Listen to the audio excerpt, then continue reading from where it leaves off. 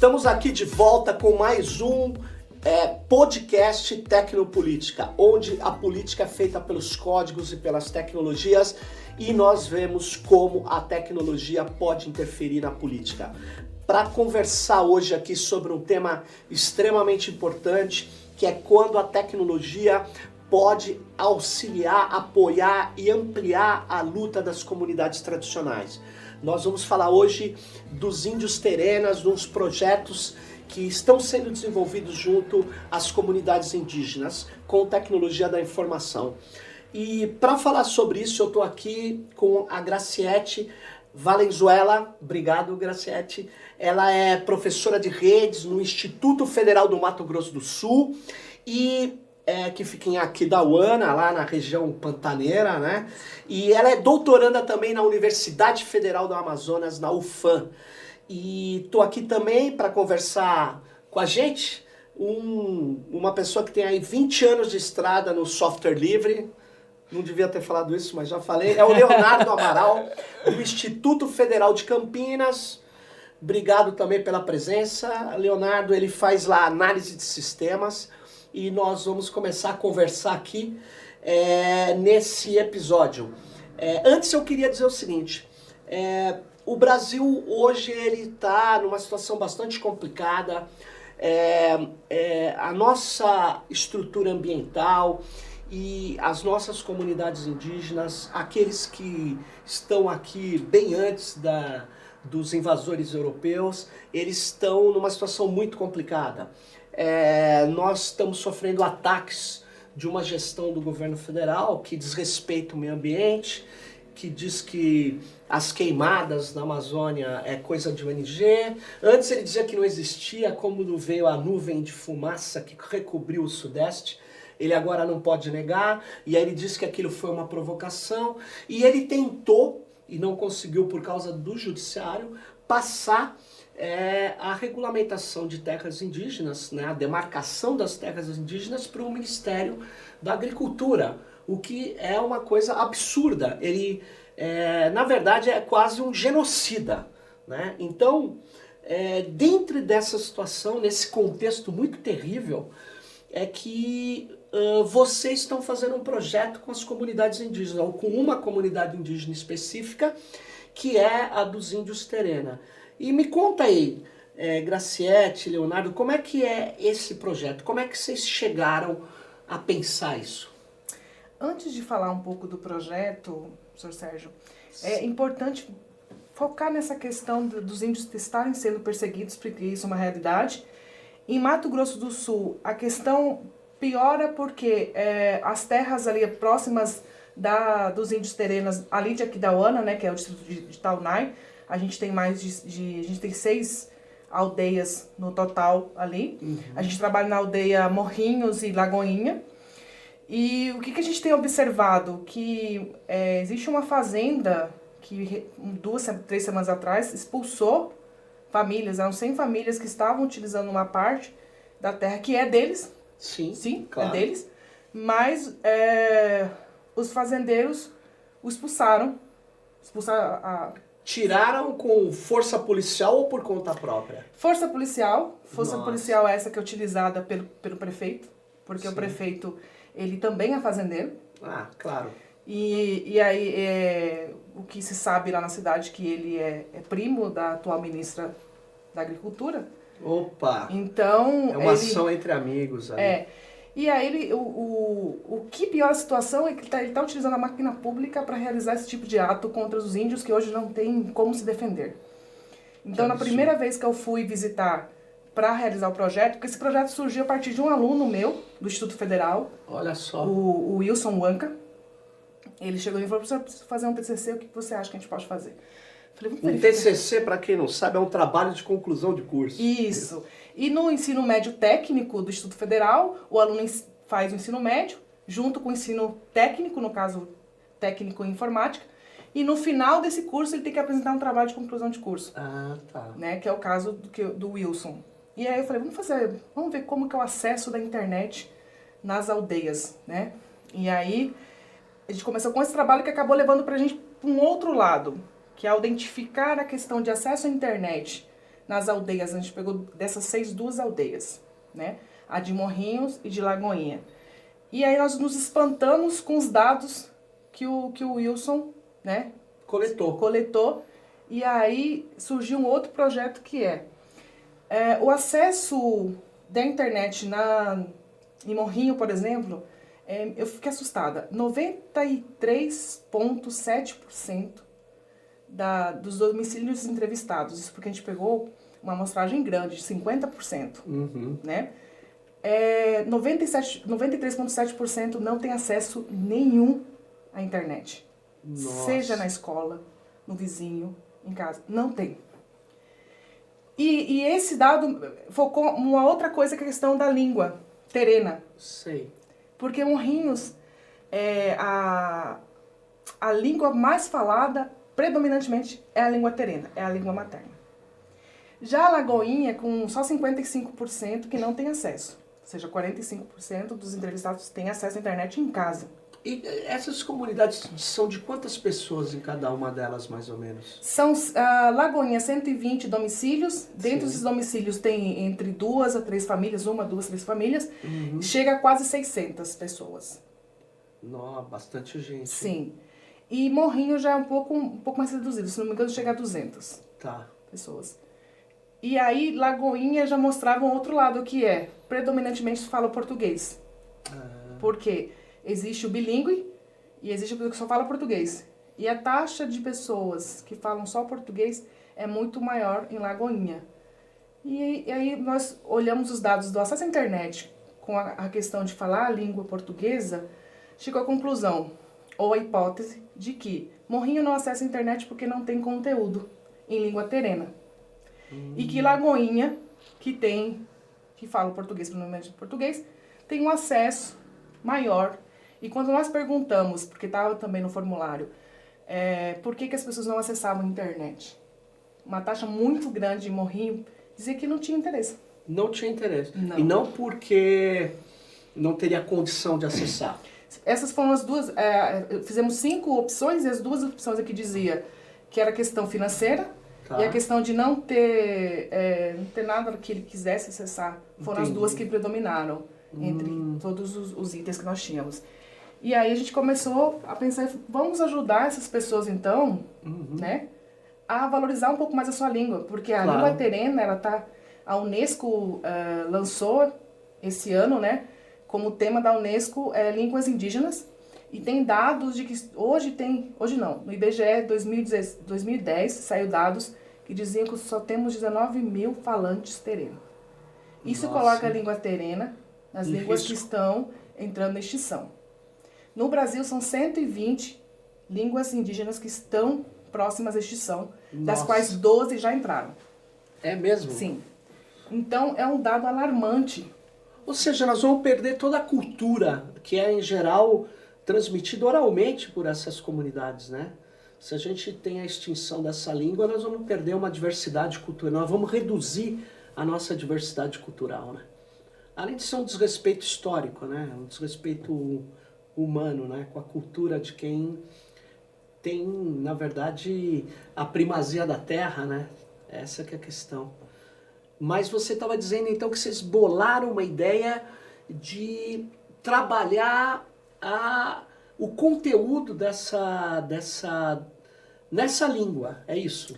Isso, a gente quer utilizar a ferramenta internet para fazer com que esses povos, principalmente a gente trabalhando com a etnia terena, consigam produzir conteúdos em sua língua e usar na grande rede, né? Então o Léo pode falar mais sobre essa questão de como que foi, porque não foi querendo chegar lá e falar, vamos impor a internet aqui, vamos fazer com que... Não, a gente tem todo um processo de respeito por eles, né?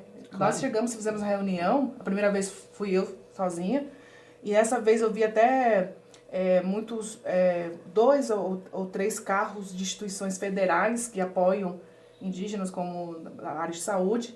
E quando o Leonardo me acompanhou na nossa segunda visita, ele pode... Né, como que foi a nossa reação quando a gente Foi uma coisa assim espantosa, né? Sim. E foi com uma velocidade tão grande que eu também não consegui nem gravar. Sim. Mas ao invés de você ver carros de apoio, de saúde ou da própria FUNAI, talvez não. Você vinha dois carros do choque voltando, dois camburões do choque voltando na nossa contramão, né? Então 10 horas da manhã, que foi a hora que nós chegamos, vinha dois carros do choque descendo. Então você já consegue ter uma ideia de como é que estava o clima naquela região, no horário até de produção, de trabalho, Sim, de sim. aula, de escola, e você já tem aquele conflito acontecendo numa região como aquela. Então isso já foi logo o choque cultural primeiro, assim, antes de chegar na aldeia. E vocês, quando vocês conversam com a aldeia, eles têm uma liderança, cada aldeia dessas, e essa liderança, ela acha que o uso da internet pode ajudar a comunidade. O que eles pensam disso? Vocês conversaram com eles? Nós conversamos primeiramente com professores da Lagoinha, porque foi o primeiro contato foi com eles, o desejo deles. É uma escola bilíngue essa? É uma escola bilíngue, é uma escola municipal, né? Ensino fundamental. E o desejo dos professores de fazer com que exista materiais em língua terena para que eles utilizem em sala de aula também. Olha só. E aí eu coloquei para eles a nossa vontade de resgatar, valorizar a cultura deles. Isso foi no primeiro encontro, que eu me encontrei com a direção da escola, que foi uma reunião muito produtiva. Eles se mostraram muito abertos, né, para essa. Legal. E aí na segunda visita que o Leonardo já estava comigo, foi interessante porque os professores, eles simplesmente se reuniram para nos aguardar, para que a gente pudesse fazer a reunião. E aí eu ouvi cada um deles o que eles poderiam utilizar para a gente criar esses materiais.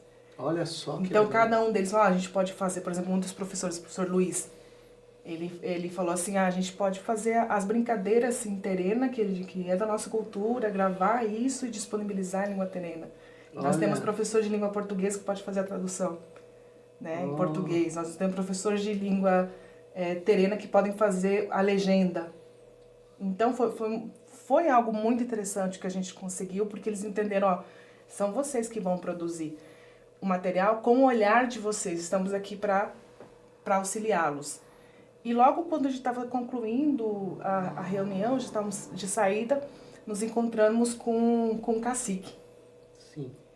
E foi incrível, porque a sintonia que a gente tem do nosso projeto, a gente está levando de valorizar, de resgatar a língua terena, a cultura terena, os costumes, né, e colocar isso na internet, é a mesma visão que ele tem, porque ele disse assim, os meus filhos já não conhecem mais o que os anciões conhecem, eu conheço porque foi passado para mim. E eles estavam começando já a levar os anciões para mostrarem como é a parte da tecelagem, por exemplo. Eles mostraram pra gente, tem ancião aqui que fazia tijolos, né, para aquelas casas que foram construídas lá atrás. Aí eu perguntei, mas ainda tem essas casas que a gente pode tirar foto? Aí eles estavam, acho que 3 ou 4 aldeias ali representadas por professores. A gente conhece pai de fulano de tal que pode fazer. Todos eles se conhecem, por mais que sejam 6 aldeias, eles se conhecem e sabem quem é o ancião que sabe tal coisa, quem é o ancião na medicina, que pega a parte mais medicinal. A gente tinha que gravar esses anciões falando, contando essas histórias, né? Fazendo vários episódios, capítulos, enfim, antes que isso se perca, né? Porque é uma situação muito complicada, né? A gente deixar isso se esvair, né? Então, muito legal essa ideia. Agora, vocês também pensaram na parte tecnológica, como que você pretende levar a rede, ou a rede já chega lá? Então, hoje o que a gente tem de acesso lá? Então, quando você chega, saímos de aqui da UANA até chegar no Distrito Arenais, são entre 50 e 60 km, se não me engano. Né, Léo? É mais ou menos isso? Essa hora, 60 em linha quilômetros. reta, um pouco menos, talvez. Tá. Os 10 últimos quilômetros que são de chão, ali a gente começa a perder sinal do celular. Ah, tá. Ao adentrar no distrito, você fica totalmente Desconectado. Sim. desconectado. Totalmente. Então, boa parte da região onde eles estão, você fica sem acesso nenhum, a não ser pela internet que eles conseguem via rádio, né? Tem provedor via rádio, tem um provedor via satélite e raramente alguém usa 4G. Então, predomina mais via rádio, que eles também reclamaram bastante, que é muito ruim o acesso. Uhum. Então, eles não conseguem acessar vídeos, por exemplo. Conseguem acessar Facebook, WhatsApp, os leves. E até teve a reclamação do professor, né, sobre satélite. Isso, porque a única internet que chega oficialmente, vamos falar assim, que chega com bom nível de sinal, tudo, mas é a satelital, né? Entendi. A satelital tem dois problemas para eles. O primeiro problema é a latência. Então não permite Uma latência grande. nenhuma aplicação. Ordem de grandeza de latência de 600 a 700 milissegundos. Nossa. E o segundo problema é que a forma que se encontrou nas empresas de telecom por satélite, né, que fazem internet satelital, encontraram para fazer ser viável é introduzir franquia. Então o mesmo problema que nós temos nas operadoras de celular existe também na satelital. Embora as franquias sejam mais altas, mas dá para pensar que, por exemplo, 120 gigas mensais, que é a franquia que parece que essa aldeia tem, para uma comunidade de 300, 400 pessoas, é nada. É nada. Você vê um vídeo no YouTube, um vídeo por dia no YouTube, você queima essa franquia. Claro, né? claro. Então, esse acesso acaba ficando ruim e o acesso via rádio tem questões técnicas de como que você transmite o rádio até Problema ali. atmosférico, interfere. Assim, que a distância já começa a ficar muito grande. Claro. E não só técnico, porque, bom, você tem rádio de transmissão de longa distância. Rádios que transmitem 100 km, 200 km em algumas situações. Então, também passa a ser financeiro e passa a ser até, de certa forma, também um estranhamento entre os provedores e os indígenas. Então, eu já cheguei a ouvir alguns relatos em provedores de que a reclamação dos indígenas é muito alta, não tem conhecimento, às vezes, para lidar com a internet, aquela coisa toda. Então, aí gera um certo choque que já é grande entre leigos e provedores, entre indígenas e provedores, então fica maior ainda. Agora, vocês acham possível instalar, começar, porque o ideal era levar uma fibra ótica ali, mas isso tem que ter eu acho que eu não saberia estimar um custo aí, enfim, eu nem sei se é muito alto, mas o fato é que poderia ser interrompido a cada hora, porque você tem interesses de grupos ali contra os indígenas que podem inclusive danificar as fibras, é uma região complicada, né? Agora, é possível a gente instalar um servidor no lugar e quase que como fazer enquanto não se conecta à internet, deixar os conteúdos num servidor e esse servidor, a partir de uma rede mesh, uma rede distribuída, pegar a área da comunidade. Você não acha viável fazer isso? Você ter na verdade, quase que uma intranet na prática, né? Você coloca ali uma série dos depoimentos que vocês forem construindo, né? As narrativas dos anciões, os programas específicos, as brincadeiras, os vídeos e também coisas importantes que possam traduzir para a língua terena também, né? Porque traduzir as coisas do branco para a língua terena, né? Eu acho que algumas coisas você vai construindo um conteúdo ali, até mesmo deixar quase que uma rádio web que se pegue ali e você distribua também com uma rede mesh, com pequenos retransmissores ali, né? E aí você cobriria uma área. Se a área for plana, é mais fácil ainda, né? Então, tem... a percepção que eu tive quando eu fui na aldeia Sim. é que eles têm algumas demandas que são consideravelmente urgentes, né? A primeira é salvar a cultura, registrar. Perfeito. Então, essa questão, se um ancião morrer, perdeu a cultura. Perdeu. Já era. Então, até um dos esforços que a gente tem feito é conseguir a aquisição de uma câmera de filmagem que permita, nem que sejam filmes curtos, mas que seja deles. A câmera está aqui, está entregue nas suas mãos, façam. Entendeu? Para que eles tenham autonomia, ensinaremos a usar o equipamento, eles pegam muito rápido as coisas, o ensino de celular deles é todo autodidata, experiências que eu tive de ensinar um pouco de fotografia, quando eu tive lá, eles rapidamente entenderam, não é isso, então eu acho que eles vão ter essa absorção e vão ter essa vontade de registrar. E um segundo pedido que me foi feito nessa segunda visita que eu estava é a questão da rádio. Né? Então, a questão da rádio teve um problema relacionado a confisco de transmissor. Então, aí você já percebe que também... Provavelmente da Anatel, né? Provavelmente da Anatel. Anatel com a Polícia Federal percebe... Quer dizer, deixa o cara aqui trabalhar de maneira ilegal. As ondas saem lá de cidades próximas de São Paulo e chegam aqui completamente ilegal. Eles fazem de conta que não vem e vão atrás de comunidades que nem interferem em nada. Sim. E enquanto eles não dizem que é um perigo porque derruba avião, né? A frequência do avião é uma, a da rádio é outra. É um problema de física. Eles têm um problema. Sim. E nesse sentido, foi engraçado perceber que eles me pediram um transmissor. Tipo, consigam, dependendo do valor, a gente dá um jeito, consigam um transmissor. Interessante. E aí veio a primeira ideia nessa questão de que a perspectiva que eu tentei trazer para esse projeto é de fazer com que os terenas coloquem o conteúdo deles na internet, não o contrário. Né? Perfeito. Porque eu não gosto muito da ideia de que nós nos tornemos jesuítas virtuais. Né? Jesuíta virtual é bom.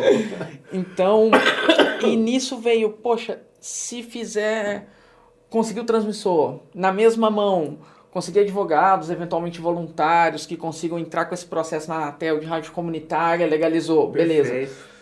Joga esse sinal, captura ele via FM mesmo, em Aquidauana, e dali, com uma Raspberry Pi, uma coisa simples que você pode colocar num cantinho de uma sala, retransmite numa rádio online para que o mundo consiga ouvir essas rádios, né? Na verdade não é contraditório. Você pode ter uma rádio local que entre na web, né? Sim. E acontece... O problema é a conexão, eu acho, para a web. Não sei se você está me entendendo. Eu acho que vai ter um problema de conexão ali que vai ter que enfrentar. O ideal era enfrentar com política pública, porque deveria ser uma política pública conectar essas aldeias para manter a sua cultura e não porque as pessoas falam, não, isso aí vai atacar a cultura. Não, ao contrário, nessa linha que você está falando corretamente, você está dando condição, inclusive de outras aldeias terenas entrarem em contato, usarem o material, mas enquanto você não resolve o problema da conexão, eu penso muito nisso. Você ter a rádio funcionando, né? Sim. Mas gravando esses programas também nesse servidor, localmente, assim. E transmitindo via web também, via internet, usando as tecnologias de rede para que a gente possa, tecnologia digital, para que a gente possa criar conteúdos diferenciados também. Por exemplo, tem muita gente que está nos ouvindo aí que pode entrar em contato com vocês, né, e participar, ajudar no projeto. Designers que podem fazer, entender as dimensões da cosmologia, da cultura terena e fazer de acordo com eles, ajudar a digitalizar isso. Enfim, eu acho que... E se a gente consegue fazer um servidor, né, e uma rede mesh, esse projeto é replicável para outras etnias, para manter, até que a gente consiga conectar tudo isso com a internet. Mas a gente usa o TCP/IP, todas essas tecnologias, como eu havia dito, quase que localmente só. Na hora que você conecta, você joga tudo para a internet. né? Então, não sei se vocês pensam isso. Num primeiro momento, a gente pensa muito nessa questão de gravar as coisas deles, Sim, mesmo que vocês seja na câmera. Registrando os conteúdos. Isso, porque isso é muito latente, muito mesmo. Eles têm uma preocupação assim, Sim. quase... Eu tô ficando até nervoso de ouvir vocês falarem. Quase assim, na reunião que a gente foi, o tempo inteiro eles batiam nessa tecla. E eles têm uma urgência de trabalho tão grande que foi feito um trabalho de criação de um livro didático com eles, ao qual eles têm uma única cópia impressa. Nossa. E não foi disponibilizado a eles, né, essa cópia. E eles trabalharam arduamente, acho que por 2 anos. Sim, tiraram fotos, eles fizeram um praticamente. livro. Ué, Fizeram onde layout. tá isso? Não fala assim nada. O gato comeu. Foi basicamente, vieram pesquisadores para fazer esse trabalho. A gente não tem ainda informação precisa de onde eles estão, como que funciona, ainda tem um processo investigativo nesse sentido. Eram pesquisadores de universidade. De universidade. Isso é um Que problema. fizeram um trabalho, levaram o trabalho de volta E foram embora. e não teve feedback. Deve estar numa biblioteca parado, né? Escondido num escaninho qualquer. Não, e se tivesse o direito de reprodução, né, que é uma coisa que, pelo menos eu e a Graciete vamos fazer essa ponte, de ir lá, pedir o direito autoral na universidade, não, me permita replicar, me permita fazer esse livro, a gente busca... Mas isso deveria ser, foi tirado da cultura deles, deveria ser, vou usar uma linguagem nossa, em licenças permissivas de uso, em Creative Commons. Eu citei isso, inclusive, para a professora, quando a gente Ou falou... em domínio público, melhor ainda. Sim. É que o interessante do Creative Commons é que detém, sem que você seja impeditivo do uso do trabalho, mas ele reconhece a sua autoria. Não, é seu. Então, isso talvez seja interessante para que os indígenas entendam, não, é da minha cultura, fomos nós que geramos. Então, a Creative Commons tem esse requisito de preservar. Uma ideia. Eu acho que... ele preserva individualmente, porque é cultura americana, tá? A gente usa, é muito bom, mas deveria ter uma licença de cultura coletiva. Sim. Entendeu? Como você bem falou, é nosso quem? Dos Terena. Porque o Terena não tem essa lógica individualista capitalista. É outra cultura. Sim. Então, eu até vi, tem uma associação de propriedade intelectual dos indígenas. Se tem coisa mais contrassenso e mais colonialista, é propriedade intelectual. Indígena não tem nem propriedade da terra, como que vai ter propriedade intelectual? Quer dizer, a gente precisava criar uma licença que tivesse reconhecimento legal de proteção dessa cultura, conforme você havia dito. E para evitar apropriação, como que aconteceu nesse grupo de pesquisa. Tipo, tu deve ter defendido um doutorado, um mestrado, alguma coisa, e o crédito ficou para a universidade, ficou para o pesquisador e pronto. E os professores disseram, a gente tentou entrar em contato com a professora, ela já se aposentou, ela disse que a universidade não estava disponibilizando, alguma coisa assim, mas é bom também ouvir o outro lado. A gente não foi para verificar o que realmente aconteceu, se está com a editora, né? Então a gente precisa ver o outro lado para se a gente consegue esses materiais também. Eu acho o que a gente pudesse, assim, nessa conversa que me pareceu, é que a gente teria alguns desafios. O primeiro eu entendi, a gente precisa dar instrumentos para eles registrarem o máximo possível da sua própria cultura. Então a gente precisa de câmeras, precisa de gravadores, precisa de computadores e talvez com HDs com capacidade de armazenamento, né? Isso é uma primeira... A gente pode até aí fazer um projeto aí de captação de recursos. Eu acho que tem muita gente que está nos ouvindo que pode nos ajudar a captar recursos para poder, no Catarse, por um período de tempo, a gente coletar esse recurso e colocar no projeto, né? Sim. Eu acho que é uma alternativa importante para a gente fazer isso aí, viu? Porque isso permite que vocês orientem eles a aprender a manusear, mas conforme vocês disseram, é muito fácil, eles já vão pegar e vão registrar tudo isso e a gente vai impedir que uma cultura perca a força, né? E até alguns anciões levem embora, infelizmente, ao morrerem, uma parte daquilo que é a visão que eles têm, né? A cultura que eles construíram, né? É muito importante a gente poder bolar uma coisa dessa. Eu estou disposto a ajudar nisso, né? Nós estamos em condição de fazer um projeto e colocar no Catarse e usar nas redes sociais. Eu acho que muita gente vai ajudar. Eu, infelizmente, hoje não acredito muito em política pública agora, ali no governo federal poderia abrir um programa enorme aí de preservação da cultura tradicional, de conexão dela, mas não vai fazer, né? Eles estão querendo eliminar as comunidades indígenas. Aliás, tem uma parte do exército que tem essa ideia de que os índios são contra a integridade territorial e por eles eliminavam todos, né? Que é uma pena, né? Que tenha um grupo armado que pense isso, né? Que deveria defender a nossa riqueza, que a riqueza vem não só da diversidade biológica, a diversidade cultural também, né? É uma pena que nós estamos passando por isso nesse momento triste do país, mas que a gente vai resistir. O que vocês estão fazendo lá é mais do que resistência, é uma ação propositiva, né?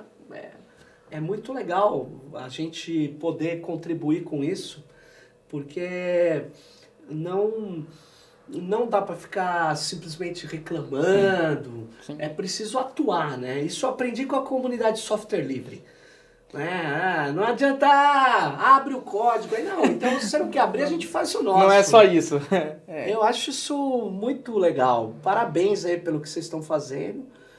E o que mais vocês podiam contar para quem está nos ouvindo sobre o que mais chamou a atenção de vocês nessa cultura terena? Falando já sobre a questão de software livre, é um pensamento do projeto, por exemplo, fazer a tradução de um sistema operacional em Terena, por exempro. Que legal. Então, Sim. O que me chamou mais atenção lá? Infelizmente, às vezes o não branco, o não índio tem a imaginação de que, não, você chega numa aldeia indígena, você vai encontrar pessoas preguiçosas, pessoas... Ainda existe esse tipo de... A fala do colonizador, né? E ainda existe, infelizmente. Ainda ouço algumas pessoas de aqui da UANA mencionar isso. E o que eu vi a partir do trabalho do Wilson, porque ele foi um aluno exemplar. Ele foi lá e fez todo o estudo em 2 meses. Isso é pouquíssimo tempo. Muito bom. Ele teve que imprimir, porque foi feito no formulário, certo? Sim. Online, mas ele teve que imprimir. Por quê? Porque não tinha internet. Então ele teve que ir, bater e fazer. E ele fez todo o trabalho em 2 meses. Achei incrível. E ao chegar lá, ver a motivação da diretora, dos líderes, dos professores, eles entendem, eles compreendem que se eles não agirem, a geração que está vindo não vai conhecer o que os anciões conhecem e o que eles ainda conhecem. Então, os filhos deles, os netos deles, não vão conhecer o que eles conhecem. Para eles isso é muito claro e eles estão trabalhando para que isso não aconteça. E eu chegar lá com a proposta do projeto foi um encontro maravilhoso, porque eles já tinham a necessidade e eu também vi essa necessidade porque eu sou filha de paraguaio, eu falo Guarani. Você fala Guarani? Falo Guarani e Olha sinto na só, pele. Falo. Então... Você sabe que nós temos aqui na cidade de São Paulo uma aldeia Guarani que é atacada o tempo todo. Enfim, né? Nessa linha que você está falando. E é muito importante a gente saber que é possível as pessoas acordarem e fazer alguma coisa, né? Mas você estava contando, aí você fala Guarani, você aprendeu em casa. Aprendi em casa. Meu pai é paraguaio, eu nasci em Porto Murtinho, que é uma região também de fronteira, Mato Grosso do Sul e Paraguai. E aí eu fui criada em Pedro Juan, que faz fronteira com Ponta Porã. Então é uma rua de divide Brasil-Paraguai, é assim que funciona. Todos os dias, de segunda a sexta, eu atravessava a fronteira para estudar. E depois atravessava de novo para voltar para minha casa. E é interessante que, assim como eu, existem várias pessoas assim. Né? E acabam sofrendo do preconceito porque você não é tido como brasileiro, apesar de você ser registrado, tem registro. Não, você não é brasileiro porque você mora no Paraguai. E quando você chega no Paraguai, você não é paraguaio, você é brasileiro. Você não tem as duas nacionalidades, então te chamam de brasiguaio. Então, por muito tempo as pessoas me chamavam, e as pessoas que vivem ali são chamadas de brasiguaio. Às vezes ser filhos de pai ou mãe paraguaio, um dos dois, essa mistura, né? E isso é uma coisa, é realidade em Pedro Juan, Ponta Porã, né? E quando eu vou, hoje eu moro aqui da UANA, 300 km de Pedro Juan, toda vez que eu vou lá, eu me esforço para achar alguém para falar Guarani, porque eu preciso exercitar meu Guarani. Incrível que pareça que as pessoas da minha idade e mais jovens que eu, se eu falo em Guarani, elas não respondem Guarani. Elas têm vergonha, provavelmente, elas falam espanhol. Mas elas compreendem. Mas elas compreendem, elas só não querem falar. Olha só. Então a língua indígena, ela sofre a desvalorização porque a pessoa que eu fala tem vergonha. Nossa, hein? E eu posso dizer porque eu também tinha vergonha. Mas eu acho que depois a gente tem que ver essa questão da língua guarani, porque tem muita gente que tem essa descendência guarani direta e que é uma pena, né? Você não tá prestigiando essa cultura, né? É uma pena. A língua é um universo, é um jeito de ver o mundo, não é só algo um código inerte, né? Isso que é importante. Isso. Ela carrega a cultura com Ela ela, carrega o local que ela está, né? E nesse sentido tem uma informação que eu achei muito interessante em relação ao Guarani, né? E que dá a esperança de você pensar, não, uma língua indígena pode ser reforçada, que foi a adoção pelo Paraguai do Guarani como segunda língua. Então o Paraguai tem oficialmente duas línguas, né? Que é o espanhol e eles ensinam na escola? Guarani. Ensinam. Disciplinas, são disciplinas pequenas, né? Mas existem. E muito recente, esse ano, o governo paraguaio lançou a gramática oficial de Guarani. Ou seja, a gramática que o servidor público, que o governo e que as pessoas deveriam falar, ele lançou isso compilado esse ano. Então, se você tem uma política de governo que quer preservar uma língua, você introduz essa língua como língua oficial do país, ou como língua secundária, N formas constitucionais de fazer isso, mas aí você tem, olha, um fundo, uma certa quantidade de dinheiro você tem reservada nos cofres públicos para isso, mas também o reforço dessa língua, a mudança da cultura também. Mas nós vamos ter que tirar esse governo que está aí para... Enquanto isso, nós não vamos chorar, nós vamos atuar na defesa aí da diversidade cultural, das tecnologias livres, que essas pessoas têm um compromisso muito ruim, que é do desmonte de políticas públicas, de direitos. Eu chamei até de necropolítica, isso é uma política de morte, né? Política de agressão. E nós temos uma política da cor, da diversidade, do que é vivo, né? Então é um choque com o neoliberalismo.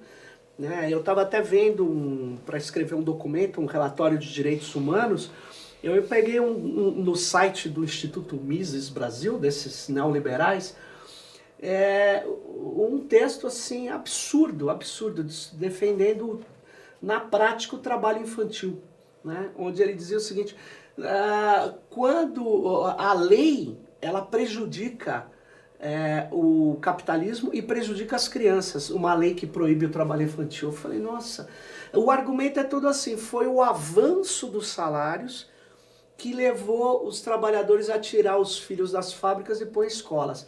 Completamente furado, sem constatação empírica. Porque, na verdade, as próprias escolas para os pobres, para os filhos dos trabalhadores, foi uma ação política, estatal. Senão eles não conseguiriam estudar. Eles não botaram os filhos dos pobres nas escolas dos ricos. E os trabalhadores aumentaram de salário por causa dos sindicatos, totalmente contrário do que o próprio Instituto, naquela matéria, dizia. E mais, você tem uma proibição de trabalho infantil que foi fundamental. Foi fundamental para você colocar as crianças na escola. Tudo é desconsiderado. Por quê? Porque eles têm, na verdade, um mito de que o mercado é o epicentro da sociedade e as relações de dinheiro estão acima de quaisquer outras. Por isso que eliminar uma nação indígena para eles é nada.